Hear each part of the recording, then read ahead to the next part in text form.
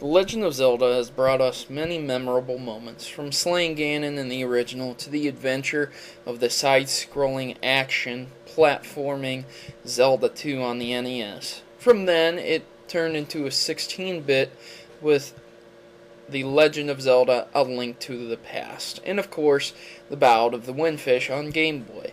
So, the next installment was going to be released on the Game Boy Color, of course, with updated graphics, a new adventure, and 2 new games to boot instead of just one. Today, we're reviewing Zelda, the Oracle of Seasons. This is partnered with the Oracle of Ages, which will also be reviewed.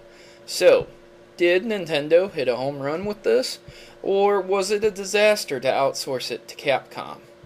We'll find out today in today's review of The Legend of Zelda: Oracle of Seasons.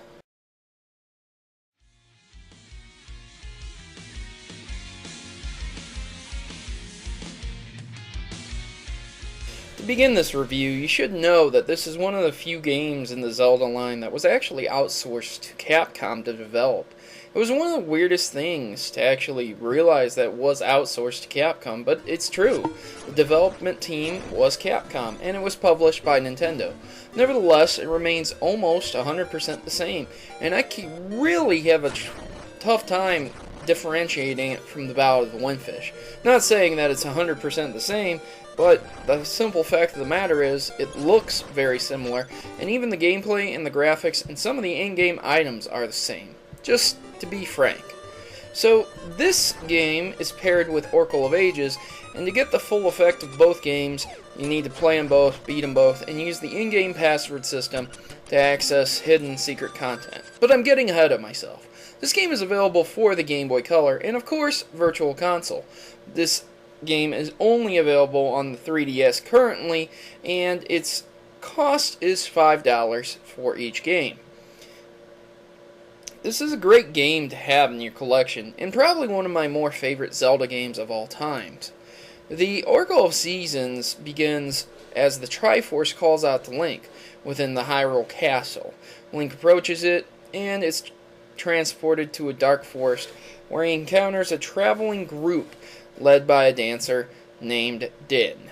After Din welcomes Link to Holodrum, I believe that's how it's said, the sky becomes covered in black clouds, and a voice from the clouds calls Din the Oracle of Seasons, and refers to himself as Onyx, the General of Darkness.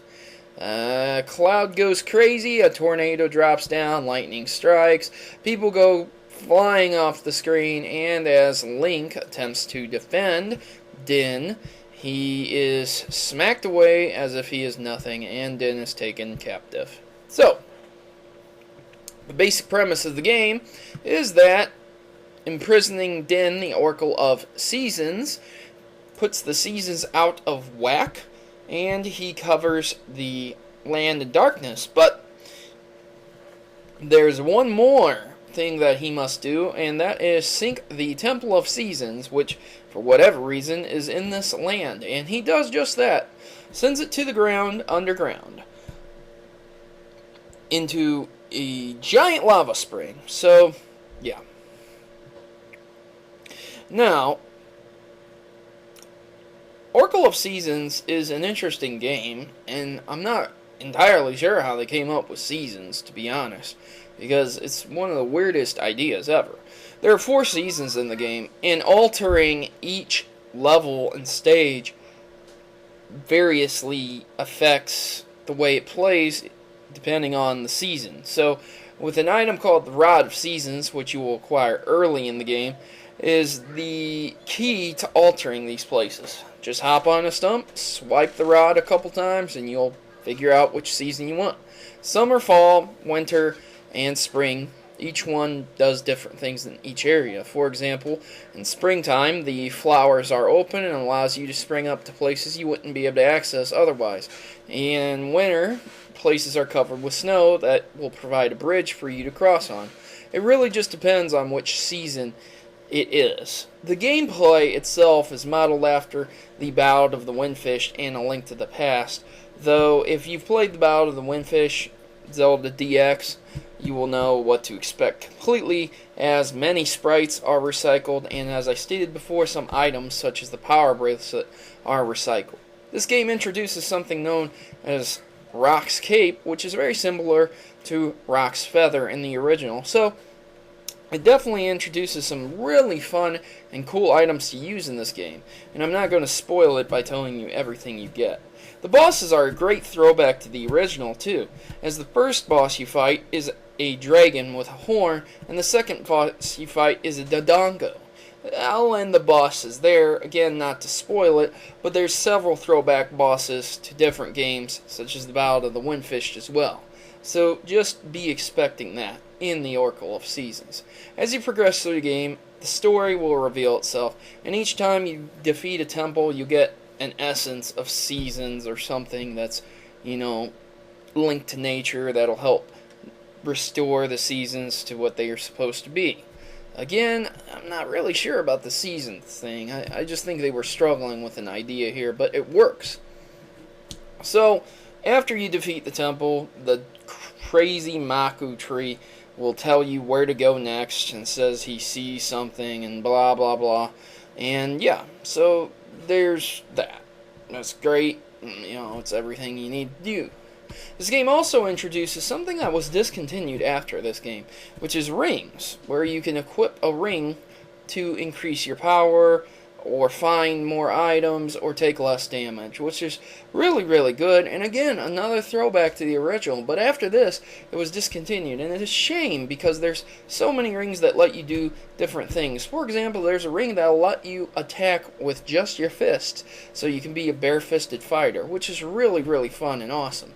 There's a lot of rings that do silly, crazy things like that, and there's also bad ones, like a cursed ring, so be aware of that.